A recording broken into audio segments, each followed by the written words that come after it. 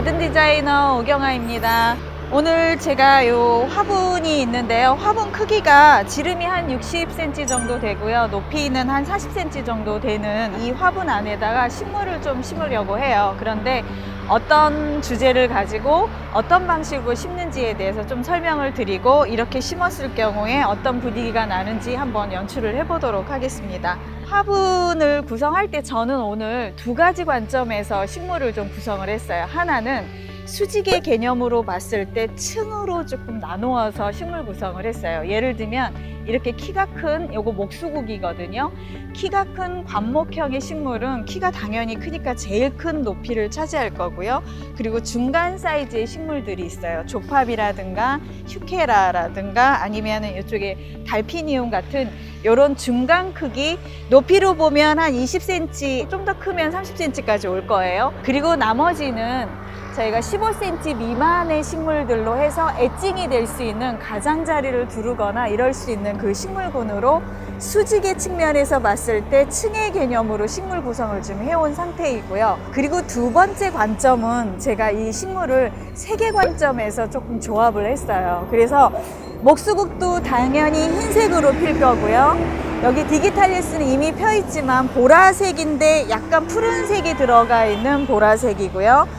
그리고 여기에 보시면 라벤더 같은 경우도 이 잎에 보라색이기는 하지만 잎에 약간 청색이나 은색이 들어가 있는 잎을 가지고 있거든요. 이런 식물로 구성을 했고, 큐케라 같은 경우는 진한 자주색을 좀 넣어줬어요. 그래서 전반적으로 컬러 스킴이 하얀색을 배경으로 해서 보라색과 그리고 자주색이 결합되어 있는, 우리가 흔히 말하는 쿨한 스킴, 좀 차가운 스킴이라고 하는데요.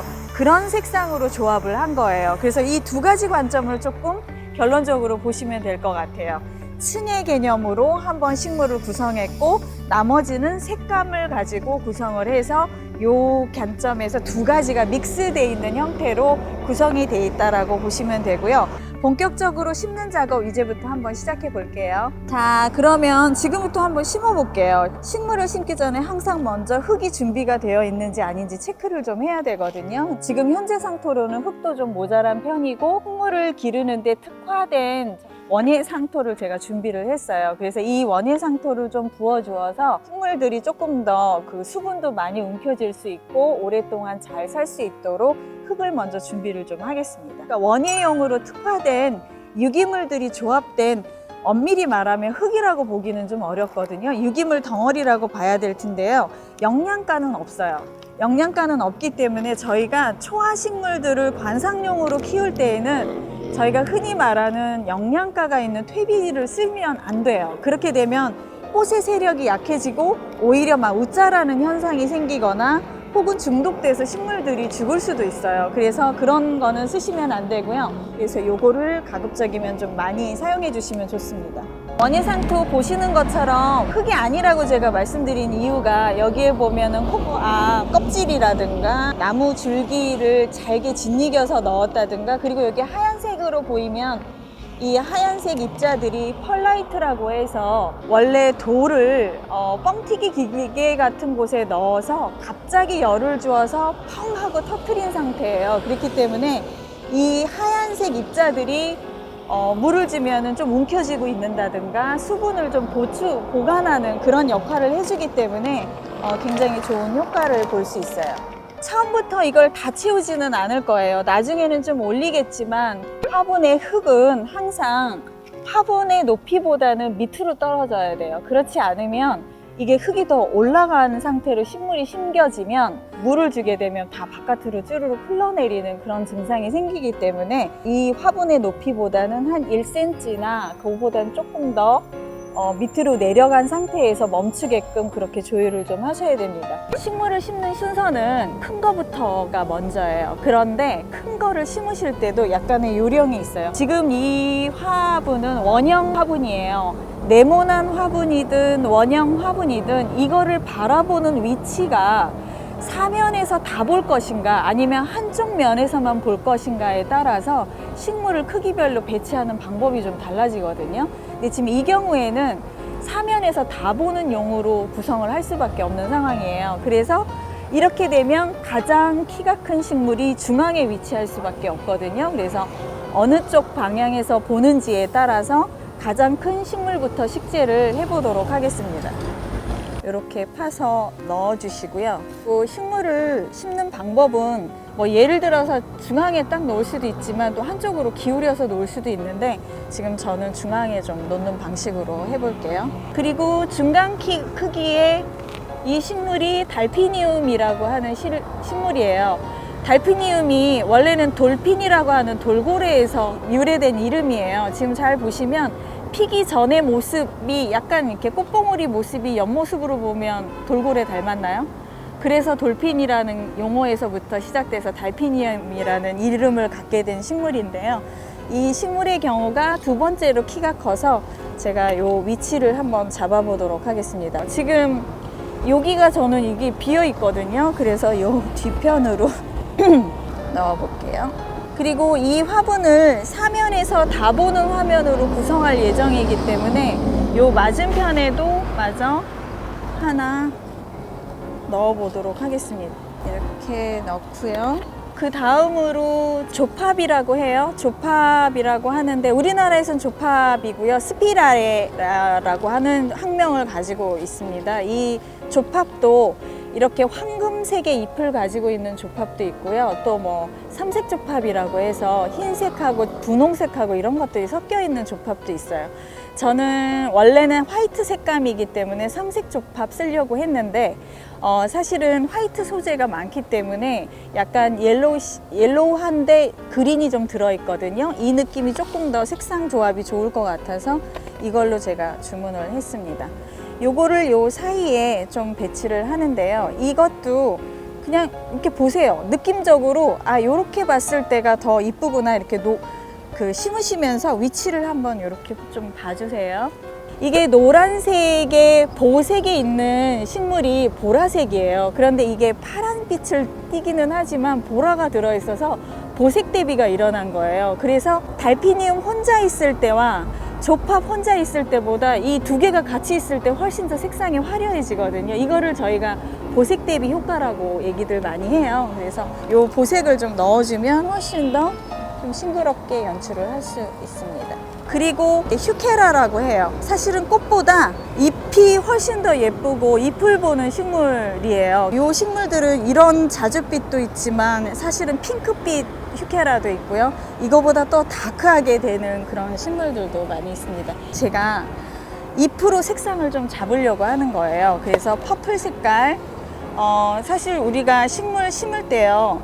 꽃을 많이들 생각을 하시는데 실은 꽃보다는 훨씬 더 장시간 화단이나 정원에서 머물러 주는 게 잎이에요. 그래서 잎이 어떤 색상을 가지고 있고 어떤 특별한 좀 무늬를 가지고 있느냐에 대해서도 신경을 좀 쓰셔서 넣어 주시는 게 좋습니다. 반대편에도 휴케라 한번 넣어 볼게요. 식물을 마치 화가들이 그림을 그리듯이 어떤 색감으로 쓰거나 형태적인 미로 이렇게 쓰는 경우를 저희가 식물 디자인이라고 하는데 이 작은 화단에서 얼마든지 이런 연출을 해보실 수 있고 이게 좀 진행이 많이 되면 이제 큰 정원에서도 이런 연출을 해보실 수 있는 거죠. 보라색 라벤더예요. 라벤더 중에서도 이렇게 토끼의 귀처럼 끝이 이렇게 올라오는 거를 프렌치 라벤더라고 해요. 제가 프렌치 라벤더 골랐어요. 잉글리시 라벤더는 이렇게 생기지 않고 동글동글동글한 그런 꽃이 피는데요. 좀 더 가늘고 그런 꽃이 펴요. 향기는 두 개 다 있는데 저희가 오일을 추출하고 뭔가 그 허브의 소재로 많이 쓰는 거는 잉글리시 라벤더를 많이 쓰고요. 관상용으로는 이 프렌치 라벤더를 많이 써요. 근데 저는 이 화단의 경우는 관상용 느낌이 조금 강하게 들어왔으면 해서 조금 더 꽃이 화려한 프렌치 라벤더를 선택을 했습니다. 요거를 요 옆에 좀 넣어 볼게요. 지금 중간 크기의 식물들 거의 다 들어갔고요. 그 다음에 요게 보라색 지금 꽃이 피어 있는데 이 보라색 꽃은 금방 질 거예요. 나중에 잎만 남아 있을 건데 이걸 아주가라고 해요. 아주가의 잎은 조금 짙은 초록색을 띠고 있어서 지금 보라색 있을 때 딱 좋거든요. 근데 지금 보라색 보고 꽃이 진다 하더라도 짙은 초록색이 여기 중심을 또 잡아줄 거라서 그 느낌으로 보시면 될 것 같아요. 요거는 중간중간 사이에 이렇게 좀 넣어 볼게요. 요거를 저희가 애칭 가장자리 식물 이런 표현을 조금 쓰는데요. 요 식물들은 조금 바깥으로 이렇게 화분을 조금 넘어오게끔 이렇게 연출해 주시는 게 더 예뻐요. 이렇게 해서 아주가 들어갔고요. 요거는 백묘국이라고 하는데 그 자코비에라고 하는 학명을 가지고 있어요. 백묘국인데 이렇게 보이지만 점점 커져서 아마 이 중간 크기 요 조팝 정도의 크기까지는 충분히 여름이면 더 크게 올라올 수 있고, 근데 이거를 제가 뭉쳐서 심어 놓으면 여름쯤 됐을 때는 이렇게 우거지는 현상으로 많이 나오지 않을까 싶습니다. 지금 현재 꽃이 피어 있는 식물도 있지만 백묘국이나 큐케라나 이런 식물들은 앞으로도 계속 좀 성장을 할 식물들이어서요. 지금 보기 좋은 것도 들어있지만 여름이 됐을 때 좀 더 화려해지는 그런 것들도 많이 넣어져 있습니다. 백묘국까지 심었고 마지막 식물 남았어요. 이거는 저희 은쑥이라고 해요. 학명은 아르테미시아라고 하는 식물이고요. 쑥과의 식물이에요. 진짜 쑥하고 비슷한 사촌지간에 있고, 쑥 중에서도 은빛을 많이 내고 있는 잎이고 꽃은 노란색으로 좀 피는 편이에요. 그래서 노란색으로 꽃이 여름에 필 거예요. 그리고 이 식물은 이렇게 흘러 넘치는 약간 이렇게 아치형으로 이렇게 내려오는 그런 특징을 가지고 있기 때문에 주로 애칭 식물로 굉장히 많이 심어지는 식물 중에 하나입니다. 이쪽 부분에 한번 넣어 볼게요. 요것도 마찬가지로 굉장히 부피가 커질 거예요. 지금은 요 정도 사이즈지만 이제 나머지 군데군데 이렇게 놓다 보니까 원예상토가 골고루 안 들어간 부분에 대해서만 원예상토를 조금씩만 넣어 볼게요. 식물을 심을 때 이렇게 꾹꾹 눌러주시는 거를 좋다라고 많이들 조금 알고 계시는 경우가 많은데요. 손으로 꾹꾹 눌러줄 필요가 없으세요. 오히려 물이 들어갈 수 있는 확률을 줄어들게 만들기 때문에 자연스럽게 물이 내려가면서 전체적으로 흙을 고르게 만들어낼 수 있을 정도로 만드셔야지 손으로나 혹은 발로 꾹꾹 누르셔서 흙을 단단하게 만들어 놓으시면 안 됩니다. 네, 거의 다 된 것 같습니다. 이 상태에서 제가 멀칭이라는 거를 할 거예요. 그 식물을 심어 놓은 흙의 표면을 무엇인가로 두툼하게 덮어주는 마감 행위를 저희가 멀칭이라고 해요. 멀칭의 소재는 주로 나무 껍질 같은 바크를 사용할 때도 있고요, 자갈이나 이런 거 사용할 때도 있고요, 이런 것들로 멀칭을 하게 되는데요. 오늘 저는 이 색깔이 전반적으로 흰색과 자주색과 이런 것들이 조합이어서 멀칭이 지나치게 눈에 띄어서 식물들이 예뻐지는 거를 저하는 게 좀 싫어서 조금 검은빛을 내고 있는 자갈, 다크 그레이의 멀칭 소재를 지금 찾아왔습니다. 멀칭을 해주는 이유는 물을 주는 과정에서 원예상토가 워낙 가볍다 보니까 물을 줄 때마다 패이는 증상이 조금 생겨요. 그리고 물 수분도 급격하게 빨리 날아갈 수가 있거든요. 그래서 그걸 막아주는 그런 역할도 이 멀칭이 하게 되기 때문에 멀칭은 그냥 해도 되고 안 해도 되고가 아니고 꼭 하셔야 돼요. 꼭 하셔야만 그 효과를 좀 잘 보실 수 있으세요. 네, 이렇게 멀칭을 어느 정도 이제 꼼꼼하게 다 잘 했고 마무리가 된 것 같습니다. 물주기가 남았어요. 물주기는 또 생각보다 물주기가 굉장히 어렵고, 이거를 저희가 장미를 닮았다고 해서 로즈라고들 많이 불러요. 이 뚜껑을요. 이 뚜껑을 쓰는 경우가 있고 안 쓰는 경우가 있어요. 보통은 식물을 씨앗을 뿌렸다든가 아주 부드럽게 흙에다가 물기를 줘야 될 때, 물을 줘야 될 때는 이 로즈를 낀 채로 많이 사용을 해요. 그런데 이미 꽃이 피었다, 그리고 어느 정도 식물이 이미 다 들어왔다, 지금의 경우죠. 이럴 경우에는 이 로즈를 사용하지 않습니다. 이렇게 돼서 식물 꽃이 핀 데다가 이 빗물이 내리듯이 이렇게 되면, 얼마 전에 벚꽃 폈는데 비 오고 나면 우수수 다 떨어지는 거 보이시죠? 그런 거랑 똑같은 증상이에요. 이게 꽃이 이미 폈는데 이 로즈를 가지고 꽃에다 물을 줘 버리시면 꽃이 바로 지게 하는 그런 효과를 가져올 수 있어서 이런 거는 이렇게 로즈를 빼버리고요, 흙만 적시는 거예요. 식물 전체를 적시는 게 아니라 이렇게 돼서 심어 놓은 자리에 흙을 적셔주는 그런 방식으로 물을 주셔야 됩니다. 그래서 여기 지금 보시는 것처럼 식물 전체를 막 이렇게 주르륵 주시는 게 아니라 이렇게 그 사이에다가 주둥이를 집어 넣으셔 가지고요, 정확하게 식물을 심은 자리에다가 이거를 스폿 워터링이라고 하거든요. 물을 줄 때 제일 중요한 거는 초기가 굉장히 중요해요. 처음에 심고 나서 한 일주일 정도는 거의 매일 준다는 마음으로 주셔야 되고, 그 이후에는 어느 정도 강수량으로 견디는 힘이 좀 생기거든요. 근데 그 전까지 최소 일주일, 최장은 한 달 동안은 거의 매일매일 체크해 보시고 물을 준다라는 마음으로 초기에는 그렇게 주셔야 됩니다. 월동을 못하는 식물도 있기 때문에요. 다음 해가 됐을 때 올라오는 식물도 있지만 올라오지 않는 식물도 있어요. 만약에 안 올라오면 다음 해 봄이 됐을 때 또 새로운 고기 빈자리에다가 다른 식물을 넣어주면 또 이런 재미있는 화단 구성을 하실 수 있습니다.